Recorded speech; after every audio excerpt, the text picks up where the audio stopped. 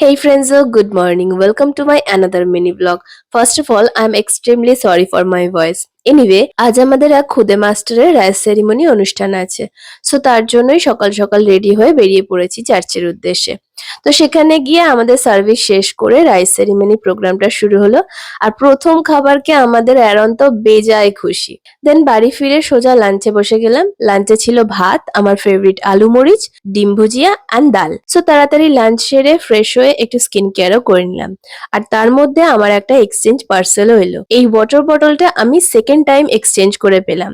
প্রথম দুবারের কালারটা আমার একদম পছন্দের ছিল না। And this one is just slay. Then বিকেলে একটু রেডি হয়ে নিলাম আর আজ যাব আমরা আমাদের এক রিলেটিভের বাড়িতে। সো যাই হোক ওখানে পৌঁছিয়ে মামা আমাদের দেখে খুব খুশি হয়ে যায়। তাই অনেকক্ষণ থেকে মামা মামির সঙ্গে অনেক গল্প করে রাত্রে মামি চাউমিন বানিয়েছিল তো সেটা খেয়েই বাড়ি ফিরলাম। That was it. See you in my next drop.